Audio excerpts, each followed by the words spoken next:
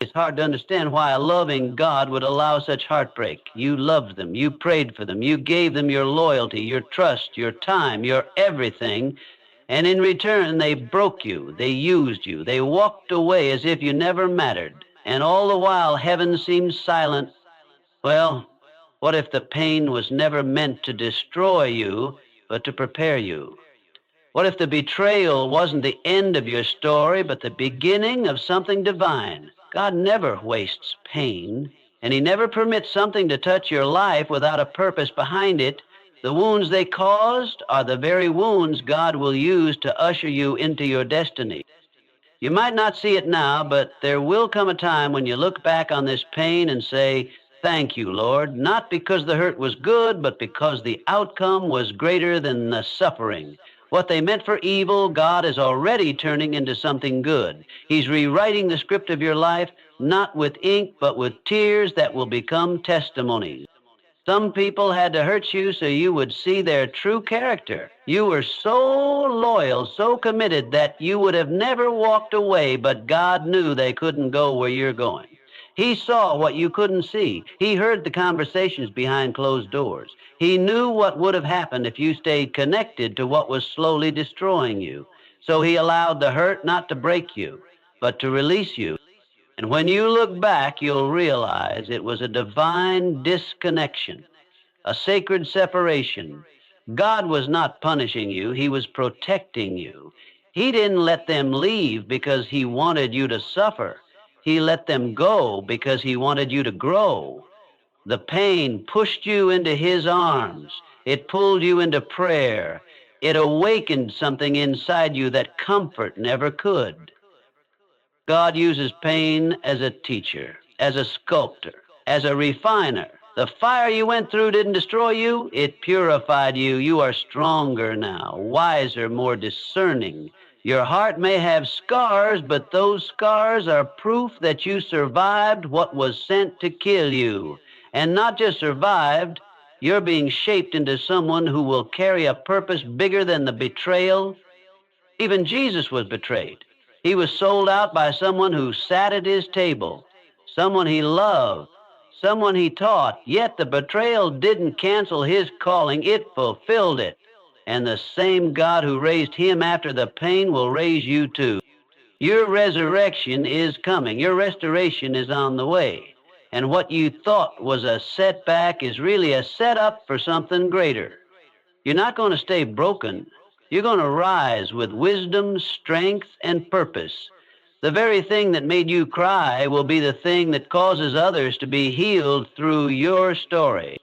And yes, forgiveness will be part of that story. Not because they deserve it, but because you do. You deserve peace. You deserve freedom. You deserve to move forward without the weight of bitterness chaining you to your past.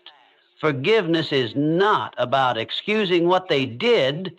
It's about refusing to let it control you anymore. The next time you ask, "Why did God let them hurt me?" remember this: it wasn't to break you, it was to build you. It wasn't the end, it was the beginning. What looked like the death of something precious was actually the birth of something powerful. A new you, a stronger you, a you that walks with grace and stands in truth. You're not who you were before the pain. You're deeper now. You know how to pray. You know how to stand. You've learned how to let go. You've discovered who's really for you. And most of all, you've seen that God will never leave you, no matter who else does. So lift your head, wipe your tears, breathe again, love again, hope again, trust again, because what's ahead of you is far greater than what's behind you. And this time it won't end in heartbreak. It will end in glory. God let them hurt you, not to destroy you, but to deliver you. Not to curse you, but to call you. Not to end you, but to equip you. Because what they meant for evil, He's already turning for good. Sometimes we go through seasons of deep pain, and in those moments it can feel like God has turned His back on us. The silence is deafening. The heartbreak feels unbearable. The betrayal cuts deeper than words can express. And we wonder, if God really loves me, why would he let this happen? It's a question asked in the middle of tears, whispered late at night when no one else is watching. But the truth is, God never left you. And he saw every tear, heard every cry, and was present in every storm. The hurt you experienced wasn't a punishment, it was preparation. You see, we often mistake hardship for abandonment, but the two are not the same. God doesn't abandon his children. In fact, it's in the moments of brokenness that he is closest. He doesn't cause evil to happen, but he allows certain trials to shape us into who we're meant to become. Not because he delights in our suffering, but because he sees what we cannot. He knows what lies ahead. He knows the strength it'll need, the faith that must be tested, the wisdom that only pain can produce. There are things inside of you that only adversity can awaken.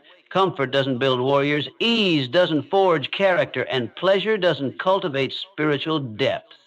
God allows certain experiences to press us, not to crush us, but to extract something pure and powerful. It's in the pressing that oil comes forth. It's in the fire that gold is refined. And it's in the storm that roots grow deeper. It's what feels like destruction is often divine development.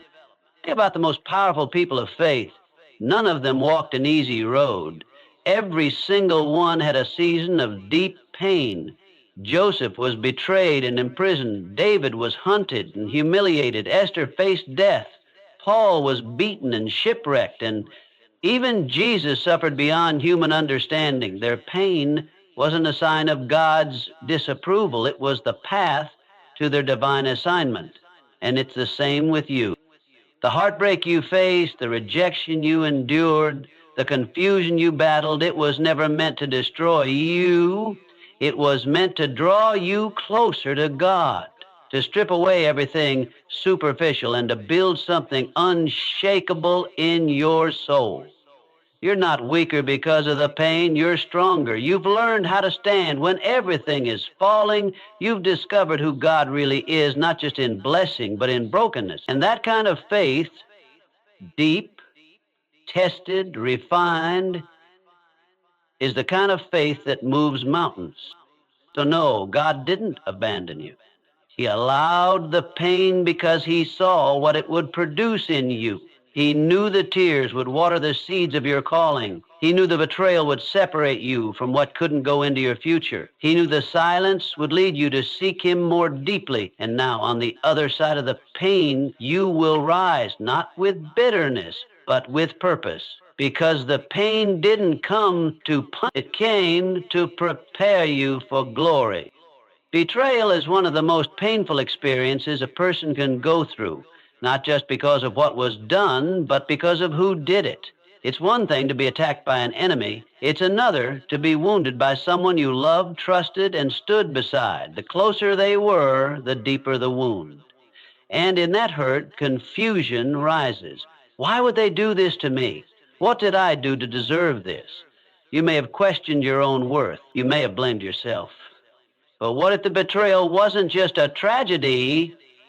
It was a revelation. Some people had to hurt you, not because you deserved pain, but because their actions exposed the truth you refused to see. You loved them too deeply. You believed in them too blindly. You made excuses for the red flags, silenced your intuition, and kept giving your energy to someone who was quietly draining your soul. God saw what you couldn't. He heard the conversations you weren't part of. He witnessed the dishonor you were too loyal to detect. And so he allowed their betrayal not to break you, but to awaken you. You would have never walked away on your own. You cared too much. You were too committed to the idea of what they could be rather than accepting who they actually were, so God had to show you. And sometimes the only way to open your eyes is to let your heart break, not because God is cruel, but because he is merciful, because he loves you too much to let you stay connected to someone who was blocking your blessing. What looked like rejection was divine redirection. That person, that friendship, that relationship It had expired, but you were holding on out of fear, out of hope, out of habit. And so God allowed a moment of betrayal to sever the tie you wouldn't cut yourself. He didn't want you to stay where you were being tolerated when he was trying to take you somewhere you would be celebrated. That betrayal wasn't the end of your story. It was the beginning of your freedom. Now you can see clearly. You see their true colors. You see their patterns. You see that what you called love was often manipulation, one-sided effort, or emotional dependency. It hurts, but it's necessary, because you cannot heal from what you won't admit, and you cannot move forward if you're tied to the weight of what God has already removed. Let go of the illusion. Let go of the what-ifs. Trust that God knows what he's doing. What was taken from you wasn't a loss, it was a rescue. You didn't lose a real friend, a true partner, or a God-ordained connection. You lost what was pretending to be those things. And though it broke your heart, it freed your soul. The betrayal revealed what you couldn't see, and now God can reveal what he's been trying to show you all along: who you are, what you deserve, and where he's taking you next. Pain is a powerful force. It's not just something we endure. It's something that can transform us if we allow it. It has a way of pushing us beyond our comfort zones, beyond our limits, and into places we might never have chosen to go on our own. When we're comfortable, it's easy to forget the urgency of our calling. It's easy to drift through life, taking blessings for granted and coasting along. But when pain enters the scene, everything changes. Suddenly, you can't ignore the deep ache in your heart, the longing for purpose, and the cry for something more.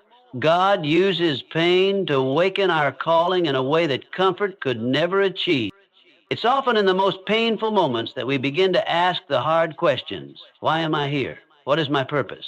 What am I supposed to be doing with my life? When life is easy, we might not seek the answers to those questions as fervently. But when heartbreak strikes, when everything we've known is shaken, it's as if the soul is stirred awake from its slumber. The pain becomes a catalyst, not for despair, but for discovery. Think about how prayer changes when you're in pain. In the face of hardship, we don't just pray for things anymore. We pray for peace, for guidance, for strength to endure. We don't just talk to God as if he's someone we can call on when we need something. We lean into him, desperate for his presence, longing to hear his voice, seeking his will. Pain strips away the distractions of life and drives us to the feet of our Savior in a way that comfort never could. The pain you went through didn't push you away from God, it pushed you toward him. It deepened your faith, expanded your dependence on his strength, and increased your awareness of his presence. In those quiet moments when everything around you was falling apart, you began to understand that God was the only constant in your life. Your pain became the doorway to a deeper connection with him. But even beyond drawing you closer to God, pain awakens something inside you that you didn't even know was there. You begin to see strengths you never realized you had. You tap into a resilience that only hardship can reveal. The fear that once held you back begins to dissipate as you realize that you've already survived what you thought would destroy you. And in surviving, you've discovered a fire within, a drive, a passion, and a sense of purpose that no longer can be ignored. Pain also forces you to confront yourself. You can no longer live in denial or distraction when life is pushing you to your limits. You have to face your own weaknesses, your fears, your dreams, and your unhealed wounds. But this is where growth happens. You can't reach the fullness of your calling without first dealing with the parts of yourself that need healing and transformation. God allowed the pain to expose those areas so that he could heal you and prepare you to walk in your divine purpose. What seemed like an obstacle became an opportunity, a way for God to refine you, reshape your heart, and realign you with the purpose he created you for. You may have entered the season of pain feeling lost, confused, and broken, but you're leaving it with a newfound clarity about who you are and what you're called to do. Your calling isn't just a distant dream anymore. It's something you feel deep in your bones, something that has been awakened within you through the fire of your trial. God doesn't waste pain. He uses it to transform us, to prepare us, and to push us toward the purpose He has set before us. The heartbreak you endured didn't derail your destiny. It pushed you further along the path God had always intended for you. And now, you're not just walking toward your calling, you're running with the strength, the faith, and the wisdom that only pain can teach. Your pain has awakened something inside of you, a purpose that can no longer be ignored, a faith that can no longer be shaken, and a determination to live a life that reflects the depth of the lessons you've learned. You were never meant to remain where you were. God allowed the pain to move you, to grow you, and to launch you into the fullness of your calling. What you've been through has made you who you are meant to be. Your scars are not signs of weakness, but marks of victory. They may have come from wounds that once seemed unbearable, from moments where you didn't think you'd make it through, but now those same scars are proof that you survived, that you overcame, and that you are stronger than you ever knew. The pain you endured, the suffering you thought would break you, has now become a testimony of God's faithfulness. It is no longer just your story. It's a light to guide someone else through the darkness. We often see our scars as reminders of past hurt. We hide them, cover them, or wish they would disappear. But God sees them differently. He doesn't see your scars as a weakness or something to be ashamed of. He sees them as powerful tools in His hands. Your story, the one you thought was too painful to share, is the very story that will reach someone else who feels hopeless.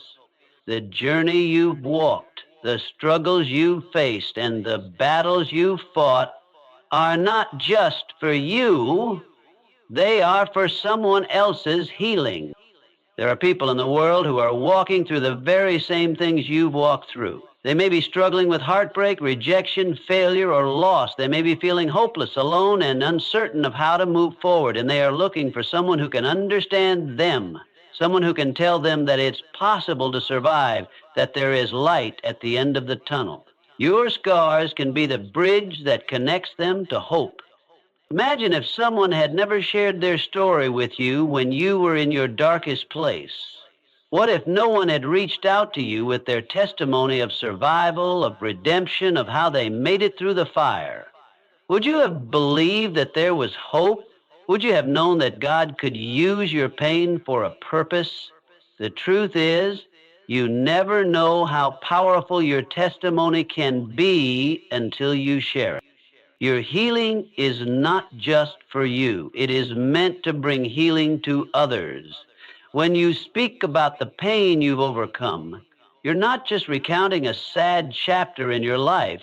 You are showing someone else that they can make it through too. When you share how God restored you, how He pulled you out of the darkness, you are shining a light on the path for someone else to follow. Your testimony is a living proof that God's grace is greater than any struggle, that His love is more powerful than any pain.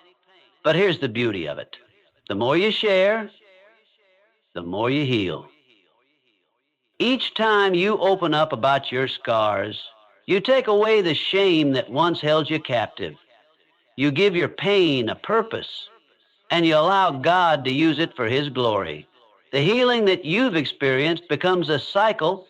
God heals you, you share that healing with others, and in doing so, you open the door for others to experience healing too.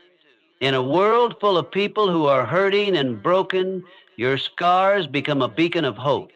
They remind others that they are not alone, that healing is possible, and that God can turn their pain into purpose.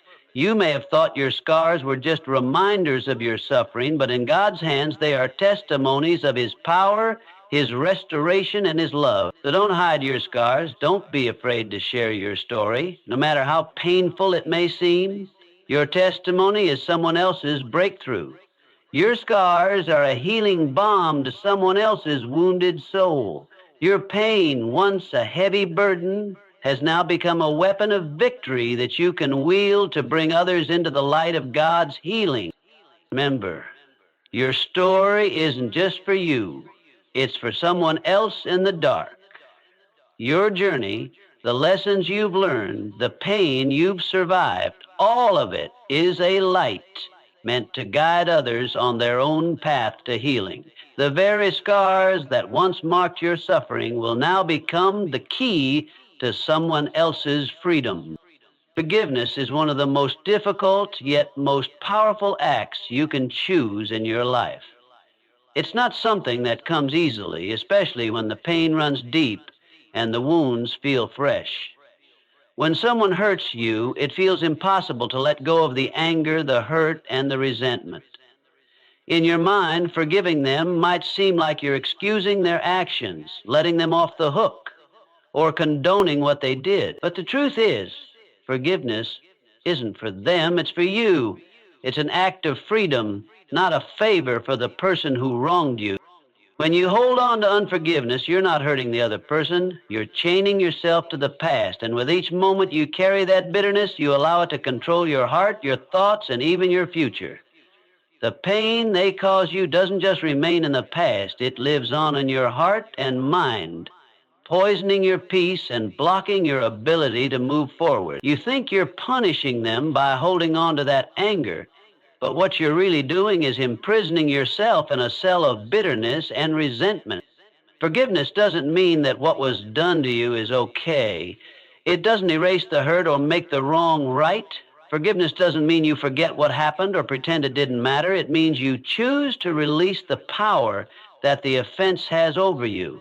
You choose to no longer let the pain dictate your life. You're letting go of the emotional burden, and in doing so, you free yourself.